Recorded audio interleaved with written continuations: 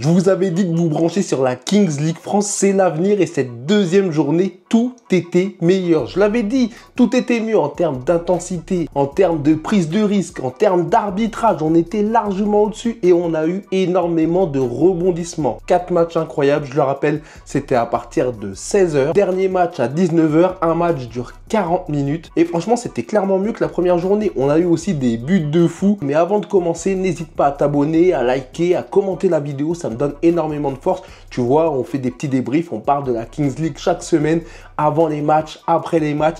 Et sans plus attendre, on commence avec le premier match. Le premier match, c'était tout simplement Genset de Michou face au Wolfpack FC de Adil Rami. Je rappelle que ce match était déjà important puisque ces deux équipes avaient perdu lors de la première journée. Et franchement, ça a tenu ses promesses. Comme d'hab, je drop direct. L'équipe Genset l'a remporté sur l'équipe de Adil Rami. 5-4. Et franchement, au début du match, ça commençait mal. L'équipe de Michou hyper brouillonne, même si c'est eux qui ouvrent le score. Vraiment, ils auraient pu facilement mener d'entrée de jeu 3 voire 4-0, mais en termes de finition, l'équipe de Michou, c'est problématique. Tandis que de l'autre côté, l'équipe Wolfpack FC, défensivement, c'est très compliqué. Au point que l'équipe d'Adil Rami a rapidement pris 2 cartons jaunes. Premier pour Lebard. Je rappelle qu'un carton jaune est synonyme d'exclusion du joueur pendant 2 minutes. Puis juste après, il y a eu Matisse qui a été exclu.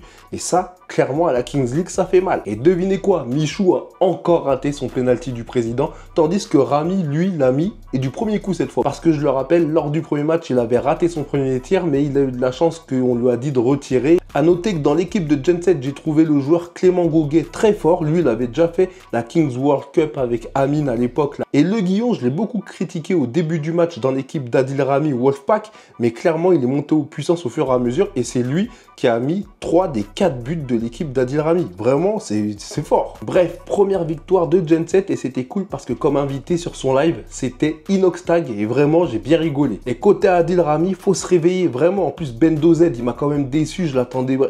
Dommage. On passe maintenant au deuxième match. 360 Nation de Aurélien Tchouameni, Koundé, Mbemo, Mike Maignan. D'ailleurs, c'était Mbemo qui était sur le live avec Zach Nani. Il y avait aussi Thomas Njijol, hein. En vrai, lui, il était pas très drôle. Non, on va le dire direct, il était pas très drôle, il m'a pas fait rigoler. Et ça jouait contre l'équipe Karasu de Kameto. Là, on était clairement sur un style, c'est la plupart des joueurs de ces deux équipes, c'est des joueurs de futsal. Donc, même carrément, le coach de l'équipe de Kameto, c'est un coach de futsal qui, je crois, si je dis pas de bêtises, en 2016 ou 2018, il avait été élu meilleur entraîneur de futsal. C'est pas rien. Défaite 4-5 de 360 Nation. Et vraiment, c'est dommage parce que 360 Nation, ils se sont clairement sabotés. Il y a des buts, ils driblaient en défense. En fait, GMK, moi je le trouve trop fort. C'est le gardien de 360 Nation. Il est incroyable. Même là, il était au-dessus. Clairement, il crée du danger. En fait, il est trop chaud. Mais j'ai l'impression que des fois, il prend pas ça au sérieux. Genre, je sais pas si tu vois ce que je veux dire. En fait, il y a des fois où il devrait bien se positionner et tout. Il monte trop et là, il a mal géré des fois. Ça a créé des erreurs fatales. Et même défensivement, 360 Nation, il s'amuse trop à conserver le ballon, à essayer de dribbler tout ça. Ils vont se faire engueuler, ça c'est sûr. Et de l'autre côté, chez Karasu, eux, c'était un match sérieux, maîtrisé de bout en bout. Dites-vous qu'ils étaient menés 3-0, mais à force de tenir, ils étaient solides et ils ont réussi à revenir au score 3-3 pour finir par l'emporter au but en or sur encore une erreur défensive. Le ballon n'est pas dégagé et ça profite à l'équipe de Karasu qui a été chirurgicale. Victoire méritée en vrai pour Karasu parce que c'était maîtrisé, rien à dire. Les gardiens très bons de chaque côté. Les joueurs que j'ai bien aimé dans ce match, c'est Daniel Mendy qui a mis un doublé pour 360 Nation. GMK bien sûr, incroyable aussi de ce côté-là. Karasu, j'ai bien aimé Matisse Henry qui a mis aussi un doublé. Et il y a eu aussi Mounir Gagui qui lui aussi a mis un doublé des joueurs de futsal et vraiment très bon. De toute façon, je l'avais dit dans ma première vidéo, l'équipe Karasu, quand ils vont monter au fur et à mesure, ce sera l'une des équipes les plus fortes. Pourquoi? Parce que c'est maîtrisé, on sent très pro, il y a très peu de déchets, j'aime beaucoup. Et 360 Nation, il faut faire attention, les erreurs comme ça se paye cash. Là, je pense qu'ils vont apprendre, ils vont faire moins d'erreurs les prochaines fois, ça va être de mieux en mieux. Et lors de ce match, j'ai appris une nouvelle règle. À la 38e minute, s'il y a égalité entre les deux équipes, on passe en golden goal, but en or, première équipe qui marque. Si par contre il y a une équipe qui mène, là ça passe en but x2 et ça change tout. En fait, d'une situation à l'autre, ça change tout parce que s'il y a égalité, tu vas essayer de terminer le match avant le golden score parce qu'on le sait, golden score ça peut être critique. Puis j'ai bien aimé Thomas Njijol, il disait qu'au Cameroun, le golden goal à l'époque, c'était la mort subite. Mais comme à force d'utiliser ce mot, ils ont oublié comment ça s'appelait, ils appelaient ça la mort par accident. tellement rigolé quand il a dit ça, c'est le seul moment où il était drôle. On passe maintenant au troisième match, Panama All Star de PFUT face au foot de rue de Amine. Et là, il le disait, c'était un derby parce que c'est deux équipes en gros de la région parisienne. Mais il disait que c'était le match des équipes amies.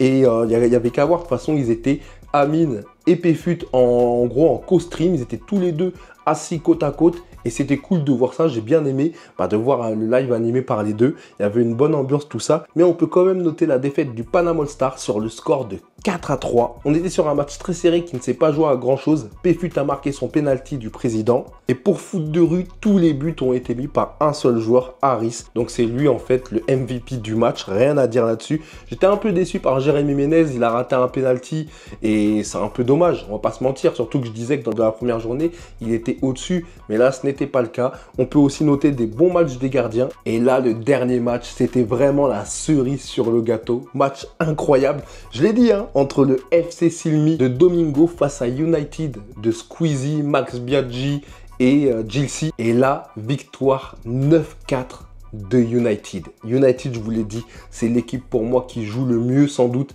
avec le FC Silmi. Et la rencontre, elle a tenu toutes ses promesses. Dites-vous qu'à la fin du match, dans les 2 dernières minutes, le FC Silmi, il gagnait 4-3. Du coup, 38e, but x2. Et là, déroulé de United. Tout ça grâce à 3 buts d'un seul homme, Monsieur Touré, qui au total font plus 6 pour l'équipe. C'est une dinguerie de se dire ça. Je sais pas si on se rend compte, il a enchaîné les buts. Trop fort. Pour moi, c'est lui le MVP de la semaine. C'est Touré, il était au-dessus. Là, ce qu'il a fait, c'est une prestation de haut vol parce que tu es dominé.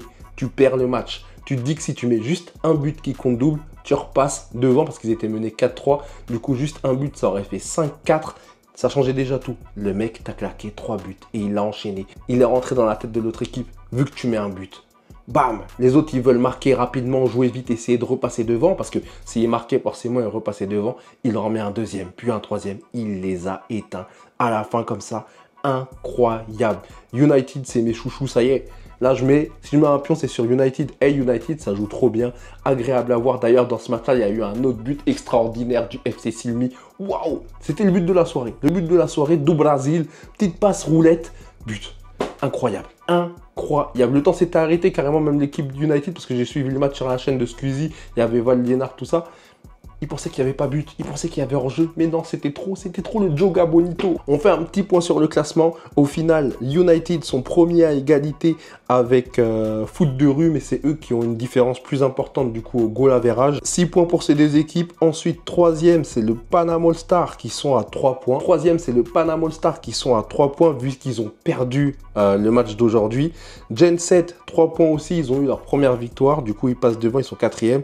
Karasu sont à 3 points également. Le 360 Nation, ils sont à 2 points vu qu'ils ont perdu. 7e, c'est le FC Silmi. Et 8e, Wolfpack FC avec ses 2 défaites. La seule équipe à perdre 2 matchs de suite. C'est terrible. Eux qui se réveillent clairement. La Kings League France, c'est le prime du divertissement. Branchez-vous si vous ne regardez pas. Parce que vraiment, c'est accessible. Je rappelle que les lives, c'est sur Twitch. Il y a tout au long, il y a Amine Mathieu, lui, sur sa chaîne. Il stream tout l'événement à chaque fois. Sur YouTube, il y a la chaîne officielle Kings League France qui stream aussi tout l'événement. Sur M6, l'application, vous pouvez aussi suivre. Sur TikTok, il y a le compte officiel de la Kings League France qui stream également la compétition. En fait, vous pouvez suivre ça partout. Mais le mieux, c'est de suivre votre équipe préférée sur la chaîne du streamer. Exemple, United de Squeezie, c'est sur la chaîne de Squeezie. Vous vous branchez à l'heure sur sa chaîne, c'est lui qui caste. Sur l'équipe de Michou, c'est pareil. L'équipe de Kameto, l'équipe de Domingo, l'équipe de PFUT, l'équipe d'Amine. Et 360 Nation, c'est différent puisque c'est sur la chaîne de Zach Nani. C'est lui qui caste avec... là, il y avait Mbemo. Je trouvais ça cool qu'il soit là. D'ailleurs, il a raté son penalty du président. Mais voilà, ça fait grave plaisir. Branchez-vous. Kings League France. Dites-moi si vous avez regardé. Si vous avez regardé, et surtout, n'hésitez pas à me suivre parce que moi, je vous en parle et je vais essayer d'aller encore plus loin en essayant d'interviewer des joueurs, tout ça, parce qu'il y en a pas mal qui me suivent. On peut parler de ça en mode insider. Pourquoi pas essayer de capter une équipe à côté de chez moi, par exemple. Je peux peut-être voir l'équipe du Wolfpack FC, un entraînement, tout ça. Essayer de parler avec un président ou quoi, ce serait extraordinaire. Mais voilà, moi je suis pour mon équipe là. L'équipe de Squeezie, c'est l'équipe qui m'impressionne le plus en termes de jeu, j'aime beaucoup. Il y a Karasu aussi impressionnant, 360 Nation aussi impressionnant, mais ils jouent un peu trop la facilité et ça leur a joué des tirs aujourd'hui. Mais voilà, dites-moi vous ce que vous allez faire. Surtout, n'hésitez pas à me suivre, c'est important. Et puis voilà, hein, plus on grandit, plus on peut faire des trucs incroyables. Et vraiment, je kiffe de ouf. Et je vous invite à voir une autre de mes vidéos. D'ailleurs, si vous kiffez FIFA, sachez que je n'achèterai pas FC26. Je fais que de le dire. Ce jeu de merde, c'est terminé pour moi. Voilà, alors qu'il m'a fait connaître, entre guillemets. Mais voilà, je vous dis à la prochaine et à très vite pour une prochaine vidéo.